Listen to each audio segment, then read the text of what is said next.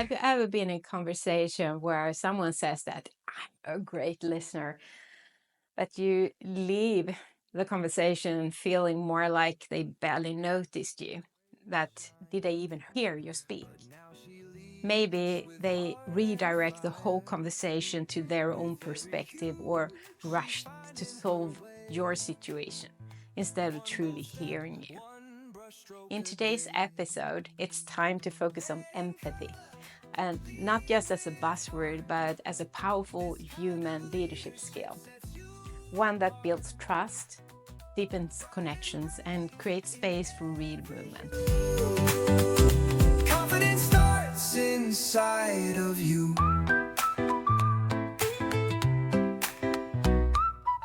Welcome to Confident Leadership in Color. I'm Hannah Saxmy, leadership coach, team developer, and your guide in this journey with leading with confidence, clarity, and heart.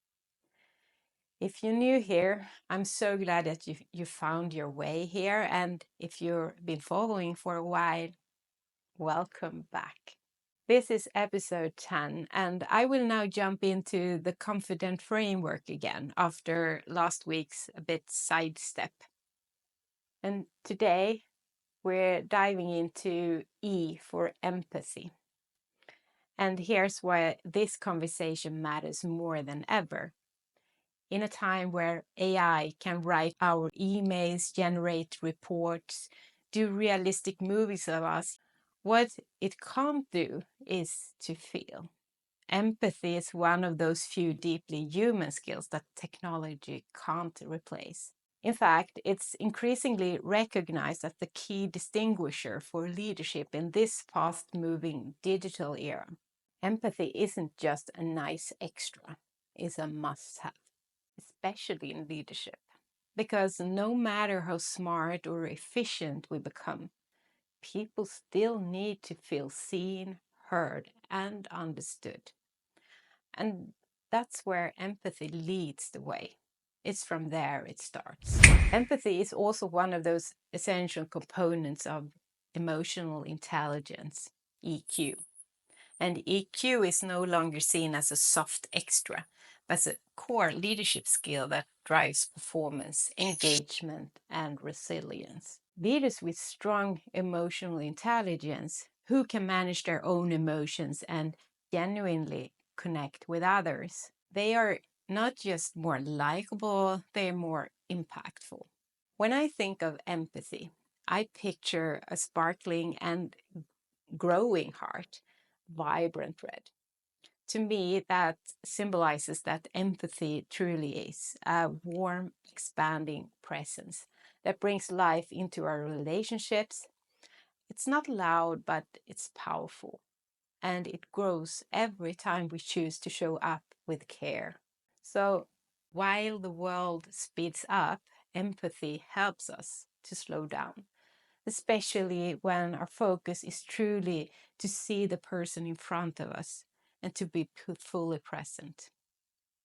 And that's what makes the real difference. Empathy begins when we stop assuming and start wondering. It's easy to listen just enough to prepare a response, but true empathy invites us to shift perspective, not to lose ourselves in someone else's shoes, but to see the world as they might be seeing it, to hold the question, what might this be like for them? This doesn't mean we forget our own stance. It means we choose for a moment to pause our own lens and try on theirs. In leadership, this makes all the difference because every decision, every reaction, every silence, it all lands differently depending on the person receiving it. Empathy allows us to acknowledge that impact even when we can't fully understand it. Whether we are celebrating someone's success or supporting them in grief or loss, empathy grounds us in the human part of leadership. And in a world that rewards speeds, solution, it's empathy that gives us trust and a true long-term value.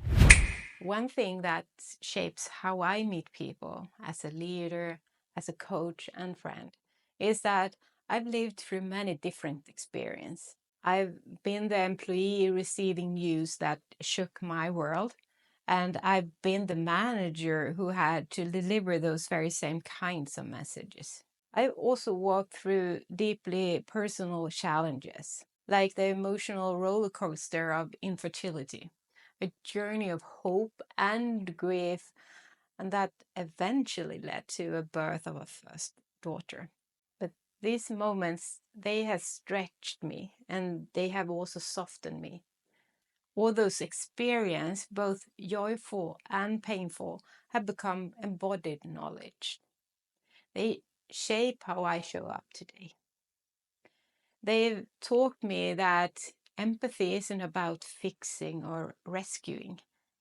It's about presence. It's about honoring what someone's going through, even when we can't change it. And it's also about celebrating someone when something beautiful happens and genuinely share that joy. And in coaching, this perspective deepens even more. As a coach, I believe the person I'm sitting with already holds their own answers. My job isn't to advise or direct, it's to listen in a way that helps them to hear themselves, to ask questions that unlock insights, to create a space where they feel safe enough to explore what's true and what's possible. Empathy here is about trust, trusting that your story matters, that your process has value, and that you already come a long way, and that you're capable of so much more. And that is my role, to support you, not to steer you. Empathy is also about holding space, letting you to take up room, just as you are. It's about creating a space where you can explore what's new, even when it feels uncertain, exciting, or messy. A space to gently sort through the tangles, and you can move forward feeling more grounded, more resourceful, and more fully yourself. So let's explore this together in a concrete way. Empathy can be expressed in so many ways, and one powerful form is through true listening. When was it the last time you felt truly listened on? What was it that made you feel heard? Was it the way someone looked at you, the silence they held, or the questions they asked? And when did you last listen with full presence? Not to fix, not to reply, just to be there. This week, I want to invite you to choose one moment where you go into a conversation with one single intention: to listen with heart. No solutions, no rush, just presence. And to boost you a bit, here are three simple phrases to help you to stay present where you're not sure what to say. The first one, easy. Tell me more. Second one, what feels important about this? And third one, how would you like me to listen right now? Just to hear you or to help you figuring it out. These phrases might seem small, but they do something powerful. They create space. They invite the person you're with to stay a little longer in their own experience instead of rushing forward, fixing, or withdrawing. They also relieve you from the pressure of having to say the perfect thing or come up with a solution. Sometimes simply asking or affirming is enough to shift the entire energy of the conversation. It shows presence. It says, I'm here, I see you, and I'm not trying to move you on. I'm walking with you.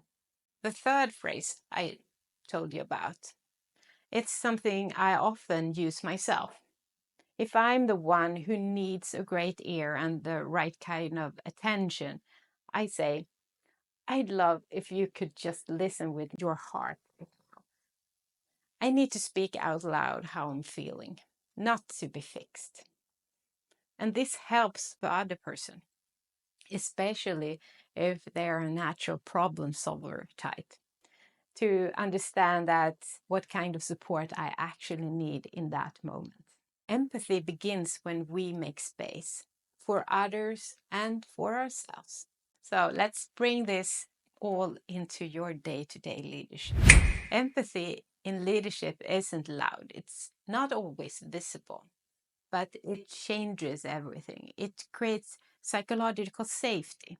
It invites honesty and it fosters real human connection, which is the foundation of any effective team.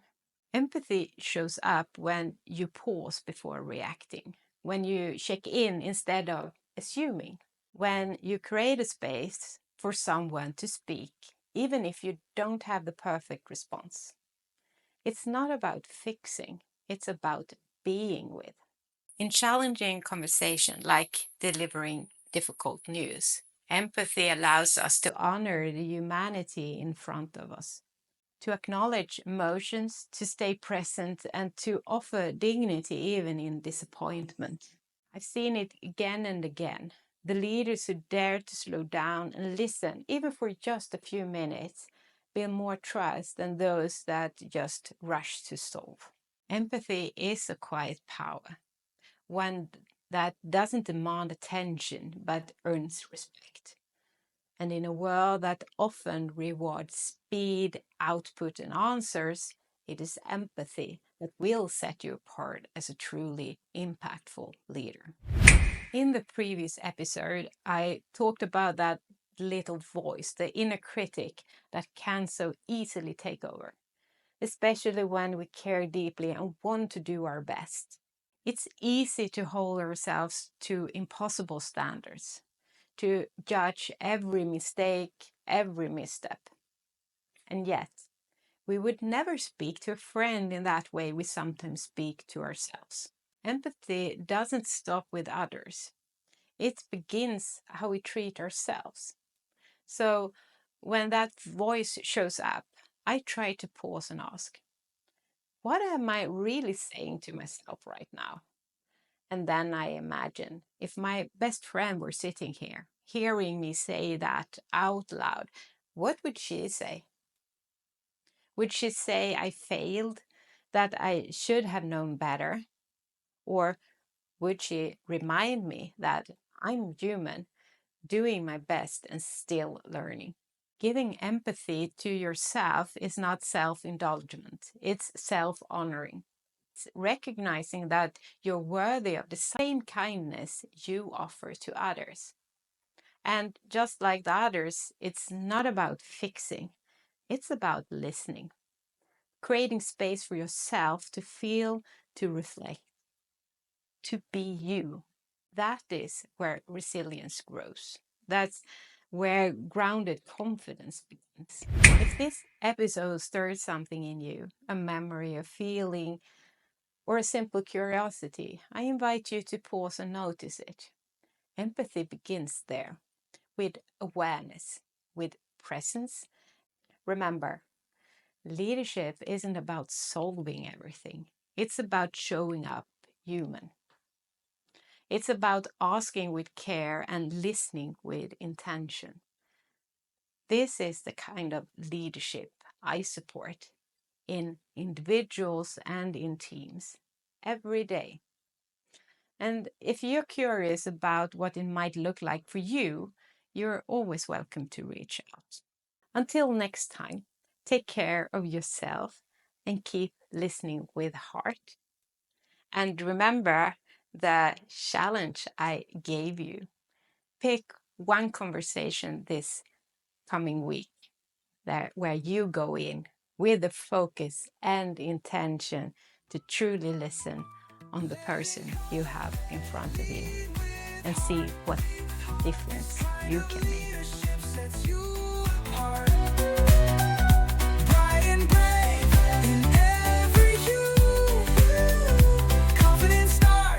Inside of you.